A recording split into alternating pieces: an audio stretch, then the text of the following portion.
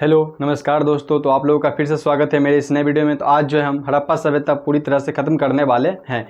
उस दिन मैंने जो हड़प्पा सभ्यता का बेसिक पॉइंट जो है वो बता दिए थे, क्योंकि वो ज़्यादा एग्जाम में पूछे जाते हैं। चलिए उससे आगे आज बात करते हैं। तो चलिए, इसमें पहला क्या है, उस दिन हम लोथल तक बता दिए थे। लोथल गुजरात में जो पड़ता है, वहाँ क्या क्या मिलता है नहीं मिलता, वहाँ तक हम बता दिए थे।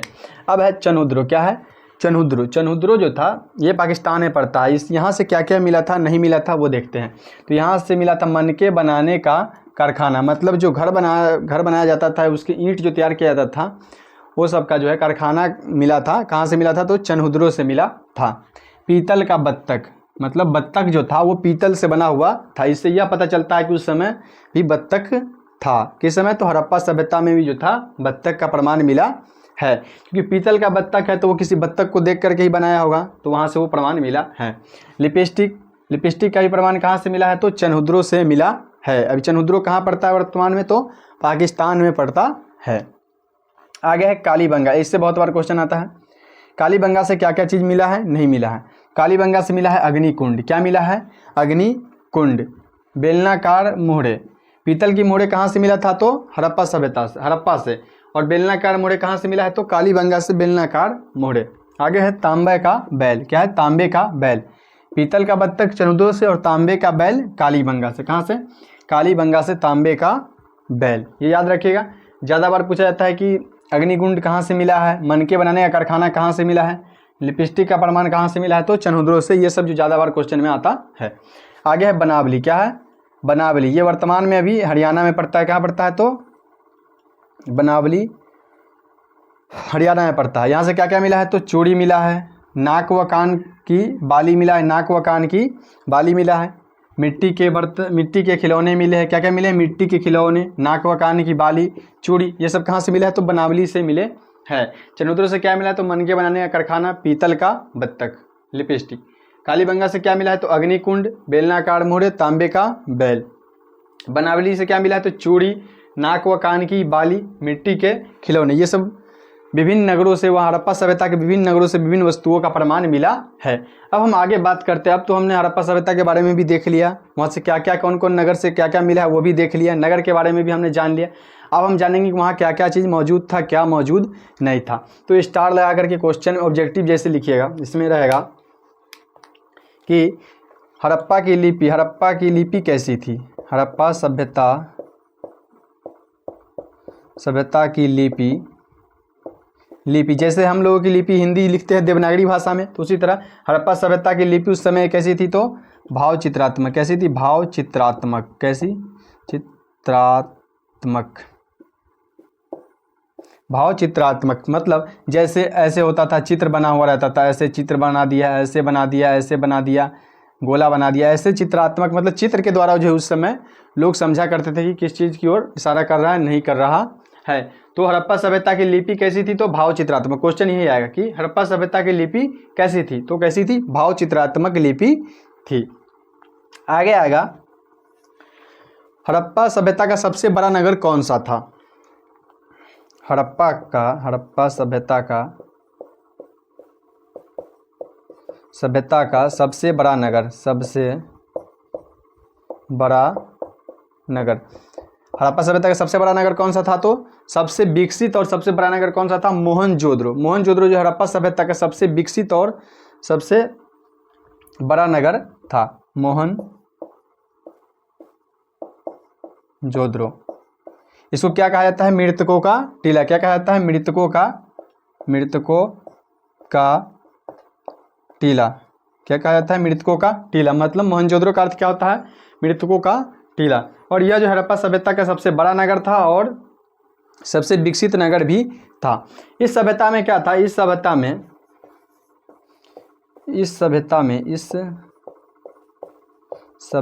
में सड़क एक दूसरे को समकोण पर काटती थी। कैसे काटती थी? समकोण पर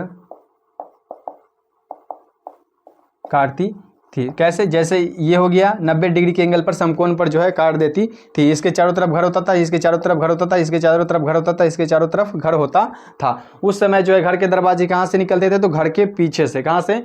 घर के पीछे से जो है घर का दरवाज़ा निकलता था। उस समय के लोग सामने के दरवाजे से, सामने से जो है गेट नहीं निकालता था, मतलब दरवाज़ा नहीं खोलता था। अब आगे चलते हैं। आगे है कि इस सभ्यता की लिपि कैसी थी? तो भाषा, मतलब किस भाषा से ये लोग जो है जुड़े हुए थे? हड़प्पा सभ्यता की भाषा क्या थी? इस सभ्यता की भाषा क्या थी? क्या थी? तो सिंधी भाषा थी। कैसी भाषा थी? सिंधी। सिंधी भाषा थी। इतिहासकारों ने इसे जो है सिंधी भाषा कह दिया। क्यों कह दिया? तो ये जो है सिंधु नदी के किनारे बसा हुआ नगर था, इसलिए इसको जो है सिंधी भाषा से जोड़ दिया है इतिहासकार ने मिल करके। तो क्वेश्चन आएगा इस सभ्यता की भाषा कौन सी थी? तो सिंधी भाषा। जैसे हम लोगों की भाषा, हमारे संविधान में 22 भाषाओं का जिक्र है, तो उसी तरह उस समय जो कौन सी भाषा थी? सिंधी थी। जैसे हम लोग ये अभी हम लिख रहे हैं तो हिंदी में लिख रहे हैं, देवनागरी लिपि में लिख रहे हैं, तो उसकी लिपि कैसी थी? तो भावचित्रात्मक लिपि थी। कैसी थी? भावचित्रात्मक लिपि थी। कौन सी भाषा थी? तो सिंधी भाषा था। हड़प्पा सभ्यता का सबसे बड़ा नगर कौन सा था? तो मोहनजोदारो था। मृतकों का टीला किसे कहा जाता है? तो मोहनजोदारो को मृतकों का टीला कहा जाता है। इस सभ्यता में सड़क एक दूसरे को समकोण पर काटती थी। कैसी थी? इस सभ्यता में जो है सड़क जो है एक दूसरे को समकोण पर काटती थी। अब आगे बात करते हैं, पहले एक बार देख लीजिए।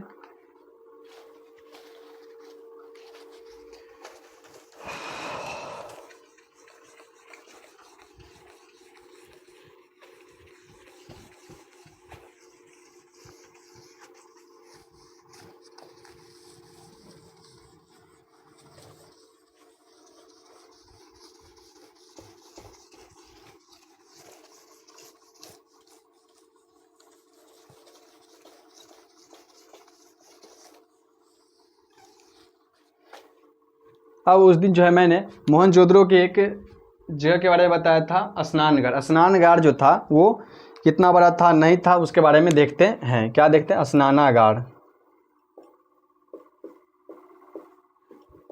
ये कहाँ पड़ता था? तो मोहनजोदारो में। कहाँ?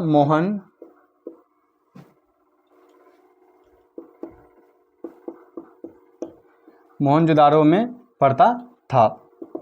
अब ये स्नानघर जो था इसकी लंबाई कितनी थी, चौड़ाई कितनी थी और गहराई कितनी थी? तो चलिए चलते हैं।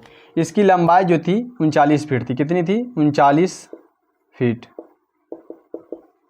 39 फीट लंबाई। लिख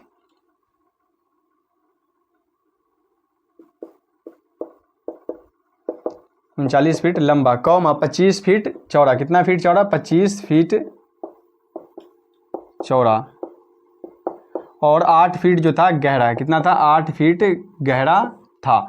कितना था? तो स्नानघर जो था कहाँ पड़ता था? पहले क्वेश्चन ये आएगा तो मोहनजोदड़ो में। कहाँ? मोहनजोदड़ो में। हड़प्पा सभ्यता के किस नगर में? तो मोहनजोदारो में। इसकी लंबाई कितनी थी? तो 39 फीट। कितनी थी? 39 फीट। चौड़ाई कितनी थी? 25 फीट। और गहरा कितना था ये? तो 8 फीट गहरा था। इसका प्रयोग जो है, इसका प्रयोग धार्मिक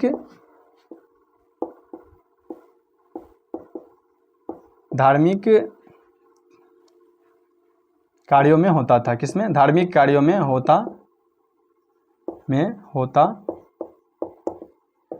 था। उस समय जो है लोग इस स्नानघर का प्रयोग जो धार्मिक कार्यों के लिए करते थे, कि इसमें जो है वो पूजा पाठ जो होता था तो उससे पहले जो है नहाया वहाया करते थे। जैसे हम लोग का छठ होता है तो वो पानी में रहते हैं, तो उसी तरह ये लोग भी जो है इस स्नानघर का प्रयोग धार्मिक कार्यों के से पहले स्नान करने के लिए करते थे। इसमें सीढ़ियाँ जो था ऐसे, बताइए, ऐसे था, एक तरफ से बड़ा से, एक तरफ से ऊंचा था, एक तरफ से नीचा था, और दोनों तरफ से जो था सीढ़ी बना हुआ था ताकि लोग जो है इसमें उतर सके। तो ये जो था बहुत विकसित तरीके था, मतलब कि उन्नत तरीके से विकसित था।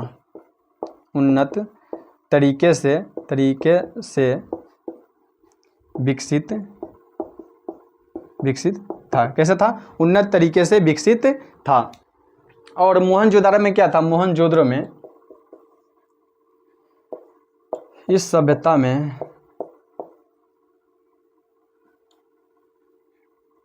ऐसे लिख सकते हो, मोहनजोदाड़ो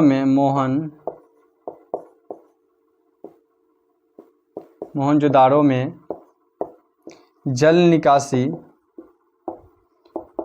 निकासी प्रणाली बहुत विकसित थी। कैसी थी? बहुत विकसित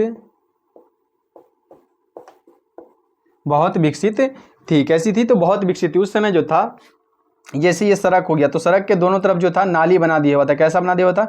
नाली बना दिए हुआ था। और घर से जो जितना भी कचरा वचरा वाला पानी निकलता था इस नाली के माध्यम से नदी में जा करके मिल जाता था। तो सड़क, ये नालियाँ कैसी थी? तो नालियाँ जो था बहुत उन्नत तरीके से विकसित था। जैसे ये सड़क जा रहा है तो इसके दोनों तरफ जो था नालियाँ बना हुआ था। और ये जो था पक्की ईंटों से ढाला हुआ था। कैसा था? तो पक्की ईंटों से जो है ये नालियाँ जो है ढाला हुआ था, ताकि इसमें जो है गंद बाहर ना निकले। तो क्वेश्चन ये आएगा कि विकसित जल निकासी प्रणाली किस हड़प्पा सभ्यता के किस नगर में थी? तो मोहनजोदाड़ो में जो है जल निकासी की विकसित प्रणाली थी। मतलब वहाँ जो है बहुत विकसित था।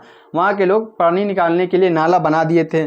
पानी लाने के लिए जैसे हम लोग के यहाँ अभी नल आता है तो उसी तरह वहाँ भी वो लोग जो है नल की व्यवस्था किए हुए थे, ताकि पानी जो है आसानी से उसके घर तक आ जाए। तो इससे ये क्वेश्चन आता है। अब आएगा इसका उद्भव कैसे हुआ। इसका हड़प्पा सभ्यता का उद्भव, इस सभ्यता का उद्भव द्रविड़ों ने किया था। किसने किया था? तो द्रविड़ जो लोग थे वो जो इस सभ्यता का उद्भव किए थे, मतलब इस सभ्यता का निर्माण किए हुए थे। कहा जाता है, इतिहासकारों का मानना है कि द्रविड़ लोग जो आए थे ना, तो वही जो है इस सभ्यता को विकसित किए थे। और यह सभ्यता जो है यह एक नगरीय या विश्व की पहली नगरीय सभ्यता थी। यह विश्व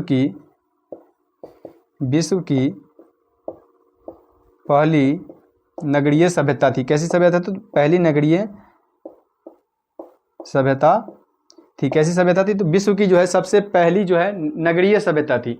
विश्व की पहली सभ्यता मेसोपोटामिया की सभ्यता, लेकिन वो ग्रामीण सभ्यता थी। और ये जो थी विकसित सभ्यता थी। तो ये इसलिए इसको जो है विश्व की सबसे पहली नगरीय सभ्यता माना गया है। और इस सभ्यता का उद्भव किसने किया था? तो द्रविड़। किसने किया? द्रविड़ों ने जो है इस सभ्यता का उद्भव किया था, इतिहासकारों का मानना है। किसका मानना है? इतिहासकारों का मानना है।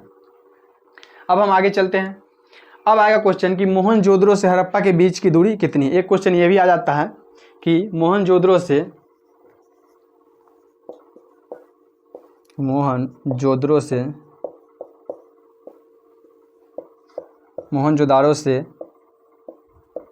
हड़प्पा के बीच की दूरी, क्योंकि ये सभ्यता बहुत बड़ी थी। इसमें जो है हड़प्पा एक अलग नगर था, हड़प्पा एक अलग नगर था, मोहनजोदड़ो एक अलग नगर था। तो जैसे हमारा गांव होता है तो गांव के बीच की दूरी होता है, दो गांव या दो शहर के बीच की दूरी होता है, उसी तरह इन दोनों नगरों के बीच की दूरी कितनी थी? तो 670 किलोमीटर। कितनी थी? 670 किलोमीटर। कितनी थी? 670 किलोमीटर मोहनजोदड़ो से हड़प्पा के बीच की दूरी थी। और इस पूरी सभ्यता का क्षेत्रफल कितना था? तो 12 लाख, कितना था? 12,99,600 वर्ग किलोमीटर जो है इस पूरी सभ्यता का क्षेत्रफल था।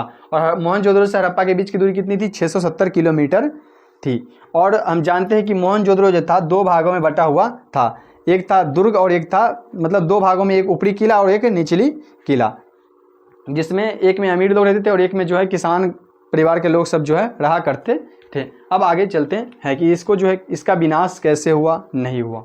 चलिए देखते हैं। एक क्वेश्चन ये आएगा, इस सभ्यता का आकार कैसा था? इस सभ्यता का आकार कैसा था? तो ये जो था त्रिभुजाकार था। कैसा था? त्रिभुजाकार था। कौन सी सभ्यता? तो हड़प्पा सभ्यता का आकार कैसा था? तो त्रिभुजाकार था हड़प्पा सभ्यता। अब चलते हैं आगे, इसका विनाश कैसे हुआ, कैसे जो है यहाँ के लोग जो है खत्म हो गए या नष्ट हो गए।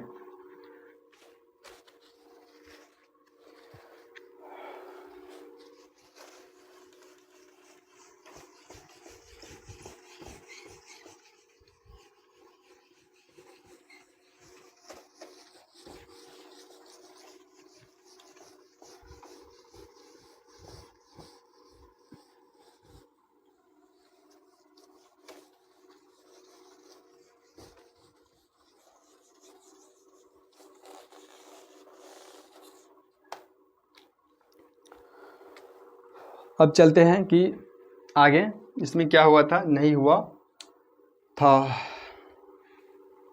चलिए अब देखते हैं कि बहुत सारे इतिहासकार का कहना है कि इस सभ्यता के लोग कैसे नष्ट हो गए, मतलब कि आज के ज़माने में इस सभ्यता के लोग नहीं हैं, क्यों नष्ट हो गए, कैसे नष्ट हो गए, कैसे ये सभ्यता जो एकाएक जो है समाप्त हो गई और फिर से जो है वो पहले वाला ज़माना आ गया, मतलब ग्रामीण सभ्यता हो गई। इतनी विकसित होने के बाद भी आज हम लोग जो है विकसित नहीं हुए। तो ऐसा कैसे हुआ कि वो सभ्यता एकाएक नष्ट हो गई। जैसे कोई गांव जो है बहुत विकसित हो चुका है, लेकिन वो जो है एकाएक कैसे नीचे आ सकता है, मतलब एकाएक जो है वो गरीब कैसे बन सकता है, सारे लोग कहाँ चले जाएंगे, नहीं चले जाएंगे, वहाँ के कोई ऐसे लोग तो रहे होंगे जो इसके बारे में बता सकें। तो चलिए बात करते हैं। कुछ लोगों का मानना है, बहुत सारे इतिहासकार का कहना है कि यह जो है नदी के किनारे सभ्यता थी। कुछ इतिहासकारों का मानना है तो सिंधु नदी में जो है एक या नदियों में बाढ़ आने के कारण जो है इस सभ्यता का एक ही बार में विनाश हो गया, क्योंकि बार बार बाढ़ आता था जिससे यहाँ के लोग परेशान होते थे। और जब एक बार तगड़ा बाढ़ आया, मतलब ज़्यादा बाढ़ आ गया, तो वहाँ के सारे लोग जो है इस जगह को छोड़ करके दूसरे जगह चले गए या उसमें मारे गए। ये बहुत सारे इतिहासकारों का मानना है, लेकिन ये उतना प्रमाणिक नहीं है बहुत। लेकिन एग्जाम में अगर क्वेश्चन आया कि सभ्यता का विनाश कैसे हुआ, तो आप बाढ़ आने का कारण भी दे सकते हैं। लेकिन ऐसा कैसे संभव है, बहुत सारे नगर जो थे वो नदी के किनारे बसे ही नहीं थे, तो वो कैसे नष्ट हो जाएंगे। और बहुत सारे इतिहासकार का मानना है कि यहाँ भारी अकाल पड़ा होगा, जिसके कारण यहाँ के लोग जो है भूख से मर गए होंगे या दूसरे जगह चले गए होंगे। लेकिन ये सभ्यता जो थी नदी के किनारे था, और सिंधु नदी आज भी है और आज भी पानी उसमें जाता है। तो ये भी प्रमाण गलत माना जाता है, लेकिन बहुत सारे इतिहासकार इसको मानते भी हैं। और कुछ लोगों का कहना है कि इसका विनाश जो है ये आर्यों ने किया है। किसने किया है? आर्यों ने। आर्य जो जाति के लोग जो थे, आर्य जो भारत में आ गए थे, दक्षिण मध्य एशिया से भारत में जो आए थे, उन लोगों ने इसको, यहाँ के लोगों को मार डाला और फिर से जो है ग्रामीण सभ्यता को विकसित कर दिया। मतलब नगरीय सभ्यता जो था वहाँ तोड़ फोड़ करके वहाँ के लोगों को मार करके और वहाँ फिर से जो है ग्रामीण सभ्यता विकसित कर दिया। तो ये भी लिख सकते हैं कि कुछ इतिहासकारों का मानना है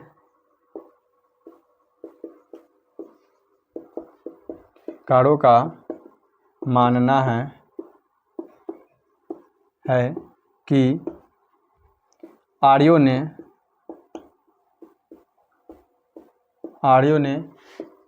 इस सभ्यता का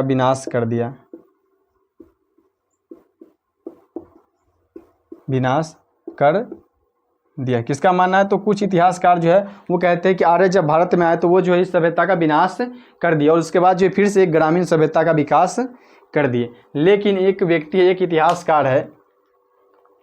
एक इतिहासकार है जिसका नाम है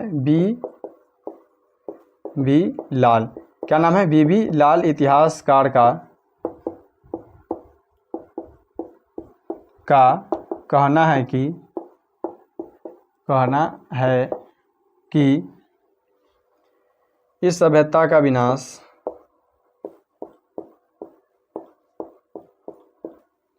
विनाश या अंत कह सकते हो, विनाश जलवायु परिवर्तन के कारण है। क्या हुआ? जलवायु परिवर्तन के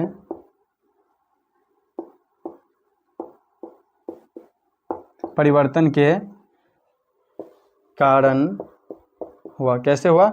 जलवायु परिवर्तन के कारण हुआ। लेकिन ये जो है माना नहीं जाता है, इसको उतना जो है लोग प्रमाण नहीं देते हैं, क्योंकि जलवायु परिवर्तन होता रहता है, अभी भी होता है, लेकिन एकाएक जो है नष्ट नहीं होता है। सबसे ज़्यादा प्रमाणिक किसको माना जाता है? तो बाढ़ आने के कारण जो है इस सभ्यता का विनाश हो गया, इसको ज़्यादा माना जाता है। लेकिन आप लोगों से पूछ लिया कि बी लाल इतिहासकार जो है वो क्या कहा था, तो जलवायु परिवर्तन के कारण जो है इसका विनाश हो गया था। अब एक दो क्वेश्चन आते हैं। ये चैप्टर तो वैसे पूरा खत्म हो गया, आप लोग देख सकते हैं,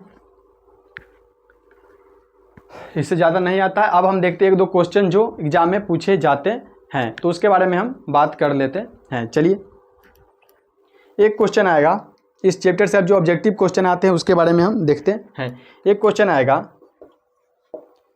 कार्बन 14 विधि, C14 विधि किसने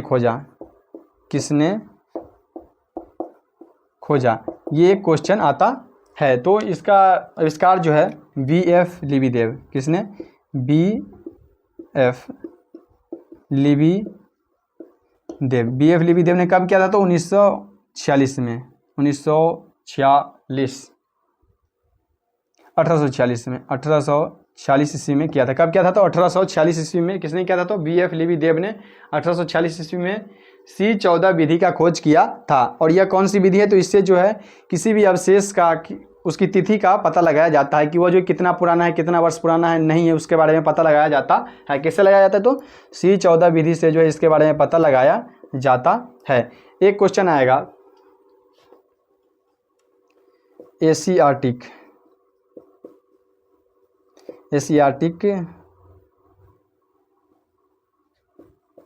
सोसाइटी,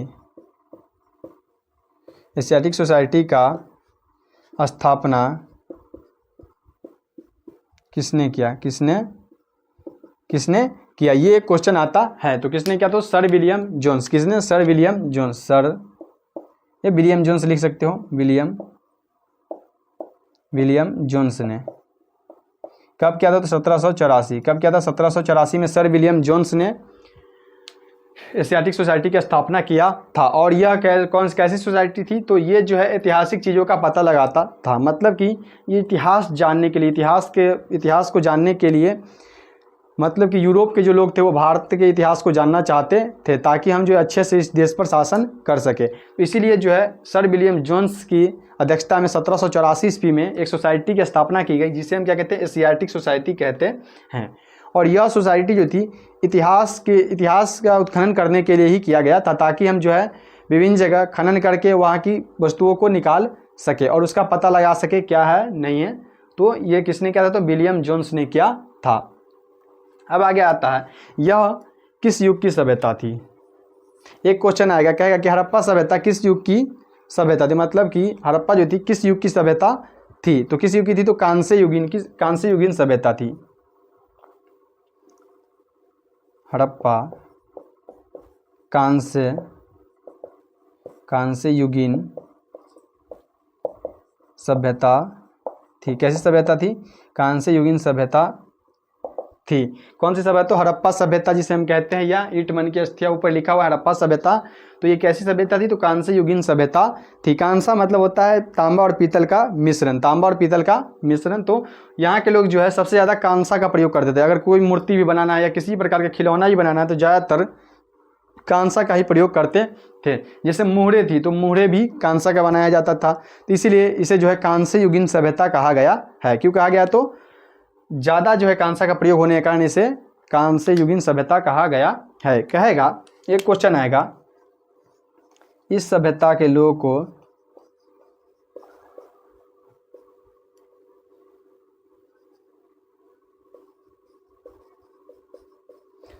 को किस धातु का ज्ञान नहीं था? किस धातु का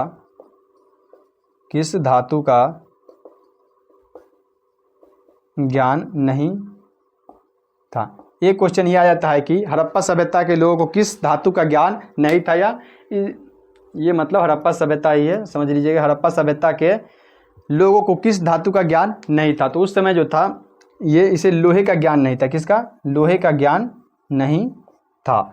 तो हड़प्पा सभ्यता के लोगों को जो है किस धातु का ज्ञान नहीं था? तो लोहे का ज्ञान नहीं था। ये क्वेश्चन बार बार पूछा गया है, इसको जो है याद कर ही लीजिएगा। इसमें ये एक इम्पोर्टेंट हो गया, ये भी इम्पोर्टेंट है, ये भी इम्पोर्टेंट है, ये भी इम्पोर्टेंट है। और इसका पतन कैसे हुआ? तो ज़्यादातर प्रमाणिक है कि बाढ़ आने के कारण जो इस सभ्यता का पतन हो गया। बहुत सारे इतिहासकार यही मानते हैं। अब एक दो बच्चा है क्या? देखिए, फिर मिटाते हैं। ये सब जो है बहुत ही इम्पोर्टेंट है। अब एक दो क्वेश्चन और बचा है, उसको भी देख लेते हैं।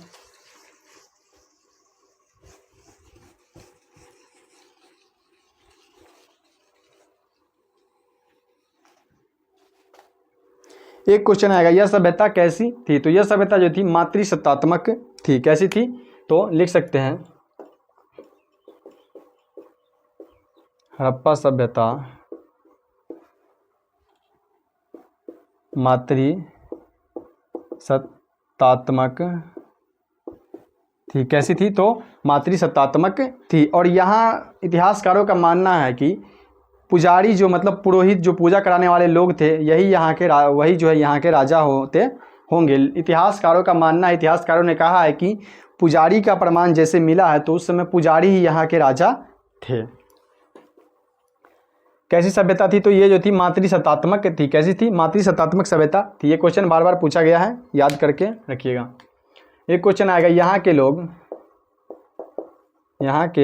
लोग किस देवता की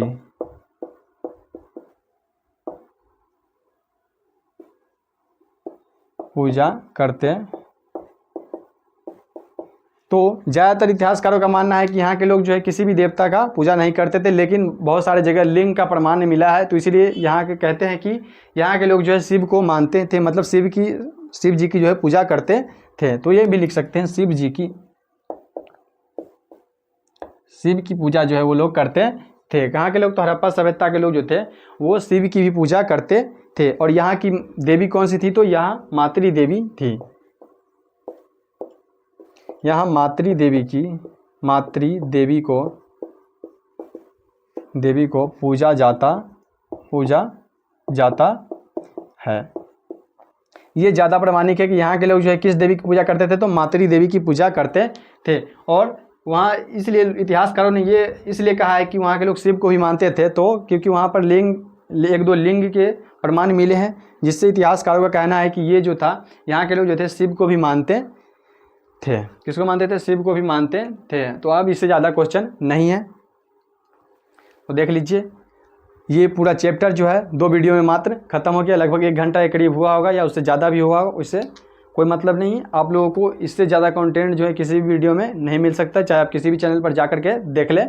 और इससे ज़्यादा एग्जाम में आने वाला भी नहीं है। इससे मैंने जो मेन ऑब्जेक्टिव होते थे उसको पूरा करा दिया है। तो आगे दूसरा चैप्टर का वीडियो अब नेक्स्ट डे आएगा। तो आप लोगों को ये वीडियो कैसा लगा? अगर अच्छा लगा होगा तो लाइक कीजिएगा, शेयर कीजिएगा और सब्सक्राइब करके जाइएगा। धन्यवाद। जय हिंद।